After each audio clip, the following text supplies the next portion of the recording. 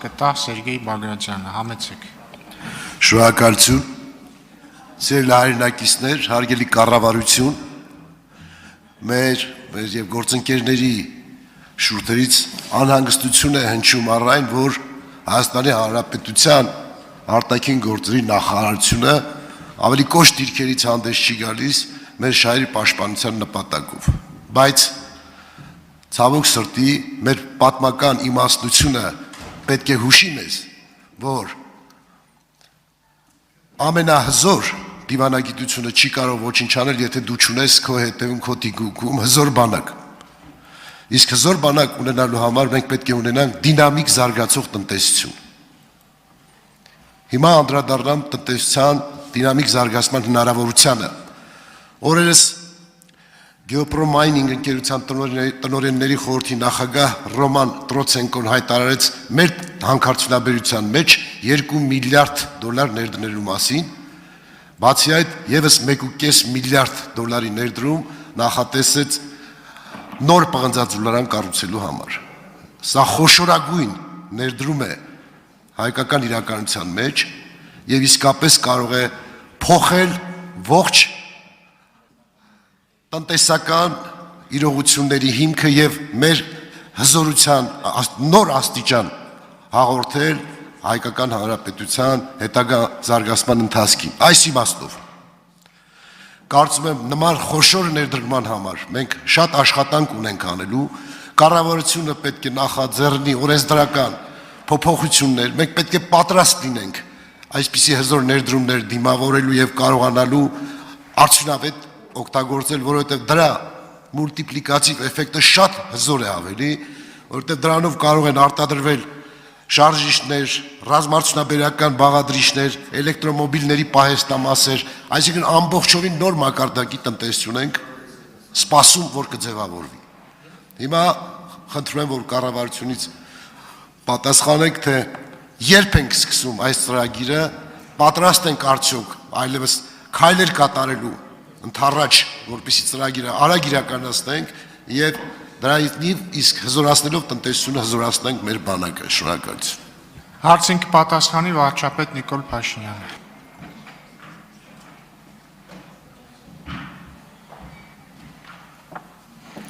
Շնորհակալ եմ պարոն Բագրատյան հարցի համար։ Նախարձանագրենք մի բան, որ 2000-ականներից, այսինքն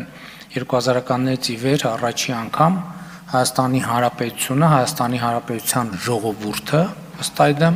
Զանգեզուրի պղնձամոլիբդենային կոմբինատի համասեփականատեր է եւ սա կայացած փաստ է եւ ես հույս ունեմ, որ այդ փայաբաժինը Հայաստանի Հանրապետության ժողովրդի կառավարության կավելանա, բայց այնպիսի չափերի, որ չի դեֆորմացնի մեր տնտեսության շուկայական բնույթը։ Եվ ուզում եմ դուք չնշեցիք մի կարևոր նյուանս, որ երբ որ հայտարարվեց, որ կառավարությունը դառնում է Զանգեզուրի պղնձամոլիբդենային կոմբինատի համասեփականատեր, հնչեցին կարծիքներ, թե այստեղ կա մութ եւ կասկածելի գործարք։ Այ եթե այդ 15%-ի այս պայդրությամբ սեփականատերը լիներ ոչ թե կառավարությունը, այլ լիներ մի օֆշորային ընկերություն, իսկ այդ օֆշորային ընկերության սեփականատերը լիներ մեկ ուրիշ օֆշորային ընկերություն, իսկ այդ օֆշորային ընկերության սեփականատերը լիներ մեկ ուրիշ օֆշորային ընկերություն, իսկ այս օֆշորային սեփականատերը լիներ, ասենք, վարչապետի ընտանիքի անդամ, որևէ նախարարի ընտանիքի անդամ, այդ դեպքում կլիներ մութ գործարք։ Իմիջիայլոց ուզում եմ ասել, որ այս դահլիճի ոչ այս հատվածում նստող մարդիկ կան,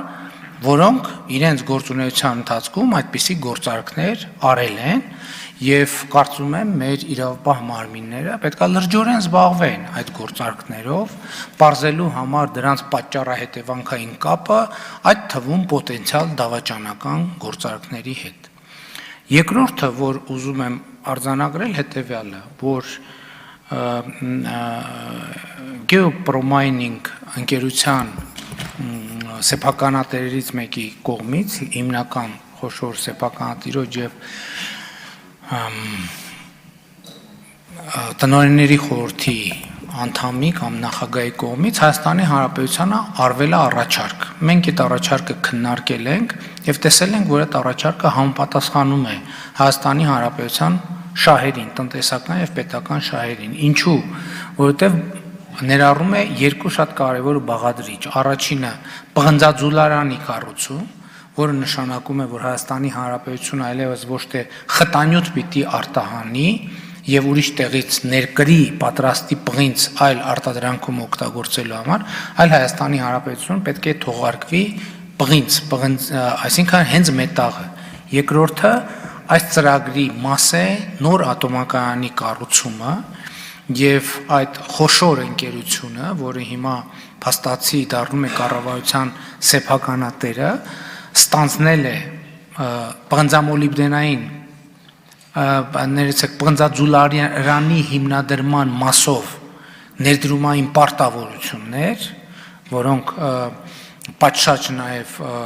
արձանագրվել են եւ կշարունակվի արձանագրումը եւ արդեն իսկ բանակցություններ է սկսել Հայաստանում նոր ատոմակայան կառուցելու վերաբերյալ եւ իհարկե կառավարության մասնակցություն այս գործընթացին հենց սրանով է կարևոր, որ այնուամենայնիվ ատոմակայանը լիարժեք մասնավոր նախաձեռնություն չի կարող լինել եւ կառավարությունը պետք է ակտիվ մասնակցություն ունենա եւ այնպես է ստացել, որ մեր հետաքրքրությունները համընկել են եւ իսկապես լիարժեք կիսում եմ ձեր գնահատականը։ Հիմա մեր խնդիրն է, որպեսզի մինչև 2025 թվականի հունիսը մենք նախատեսում ենք, որ նոր պղնձաձուլարանի շինարարությունը սկսի, իսկ ատոմակայանի շինարարությունը մենք պետք է փորձենք այնպես անել, որ զուգահեռ տեղի ունենա եւ պղնձաձուլարանի եւ ատոմակայանի շահագործումը գործնականում լավ կլինի, որ համընկնի իրար հետ։ Արձագանք ունեք, համեցեք։ Շնորհակալություն, պարոն վարչապետ, ես չէի կարող ամբողջ ասել, որովհետև ժամանակներ կարճ, իհարկե տիրապետում եմ, որ 25% այլևս կառավարությանն է վստահված, համախառն 15% է կազմում, որովհետև 60%-ի 25%-ը փոխանցել կառավարությանը։ Ինձ հետաքրքիր է զուտ 20 տարվա կայունության երաշխիքի ապահովումը կառավարության կողմից, որ ծրագրի հիմքում էր դրված, եւ նաեւ իհարկե ատոմակայանի կառուցումը 115 մեգավատ հզորությամբ, որը 400 միլիոն նոր ծրագիր է, փաստորեն զուգահեռ ծրագիր է, պետք է քննարկվեր եւ այդտեղ ինձ համար խիստ կարեւոր է, պարոն վարչապետ, որ մենք կարողանում ենք այն ենթակառուցվածքները կազմակերպել, որպեսզի օրինակ պղնձի արտադրությունը ընդունենք, որ լինելու է, որովհետեւ 150,000 տոննա պետք է տարեկան պղնձի խտանյութ մշակվի, դա շատ խոշոր թիվ է, եւ այսօր գիտենք, որ պղինձը այնպիսի մի աշխարհում ոսկուց ավելի պահանջված կարգավիճակ ունի, եւ մենք այստեղ ես վերողջ կառուցվածքը տնտեսության փոխվում է։ Ի նկատի ունեմ մենք պատրաստում ենք փաստաթղթեր, որպեսզի իսկապես եւ Եվրամիության 3 միլիարդը եւ այս 3.5 միլիարդը, որոնք ռեալ իրական ներդրումն է 6.5 միլիարդ ներդրումը, դա մեծ երկրներում բավականին բարդություններ է առաջացնում։ Մենք պետք է կարողանանք նաեւ մարսել այդ կարգի հզոր ներդրումները։ Ցանկանայի, որ 1-2 նախադասության պետք է։ Գիտեք, շատ կարևոր հարց եք բարձրացնում եւ այդտեղ հարցը կբաժանեի երկու մասին։ Մասնավոր ներդրողը, ես կարծում եմ, որ մասնավոր ներդրողը, քանի որ ինքը շատ խոշոր ներդրումներ անելու փորձ ունի,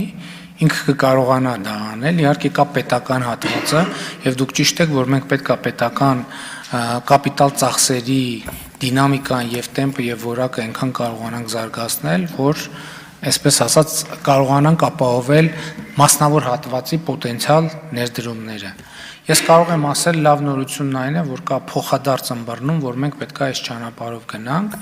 եւ պիտի ասեմ, որ վերջնական արդյունքում այս ամբողջ տնտեսական համակարգի մեջ Հայաստանի Հանրապետության բաժնեմասը մեր պայմանավորվածության համաձայն կլինի ոչ պակաս քան 25%։ Այսինքն բոլոր փուլերում Հայաստանի Հանրապետության կառավարության բաժնեմասը կլինի ոչ պակաս քան 25% եւ ես կարծում եմ, որ սա շատ լավ, շատ իսկապես կարևոր արձանագրում է եւ կարևոր է արձանագրել, որ մենք այս մասին մեր ժողովրդի հետ խոսել ենք ընդամենը ամիսներ առաջ եւ ամիսների ընթացքում այդ խոսակցությունը դառնում է իրականություն։ Ես իհարկե այո, մենք ունենք առաջիկա 5 տարվա ընթացքում 4-ից 6 միլիարդ դոլարի ներդրում ապահովելու հնարավորություն։ Եվ այստեղ ձեր շեշտարարումը շատ ճիշտ է, որ մենք պետք է շատ լուրջ աշխատենք, որ այդ հնարավորությունը բաց չթողենք, որովհետև խոստումները, պայմանավորվածությունները այո, բայց դրանց իրագործումը իսկապես շատ լուրջ մարտահրավեր է։ Հայաստանի Հանրապետության պատմության ընթացքում երբեք 4-5 տարվա ընթացքում 3-4-5 միլիարդ դոլարի ներդրում չի արվել երբեք եւ պետք է շատ լուրջ աշխատել, որ այդ հնարավորությունը կյանքի կոչվի եւ դրա համար իհարկե նաեւ օրենսդրական աշխատանքն է շատ կարևոր, որ 20 տարվա երաշխիքի մասին բնականաբար ներդրողները ինչ են ուզում։ Իրանք ուզում են, որ process-ի գործարկման մեկնարկին հարկային օրենսդրությունը երաշխիք լինի ինչ որ տեսանելի հեռանկարում իրենք էական փոփոխություններ չեն կրելու, որպեսզի իրենք հնարավորություն ունենան հաշվարկել իրենց ներդրումները։ Եվ ես կարծում եմ, որ լեգիտիմ է ցանկությունը, բայց մյուս կողմից պարզ է, որ այդ հարկային դաշտը պետք է լիարժեք Հայաստանի Հանրապետության շահերը սպասարկի եւ մենք հիմա բարեփոխում ենք, աշխատում ենք ռոյալթիների համակարգի վրա եւ հույս ունեմ այնպիսի արդար համակարգ կդնենք, որ գների բարձրացման պարագայում Հայաստանի ժողովուրդը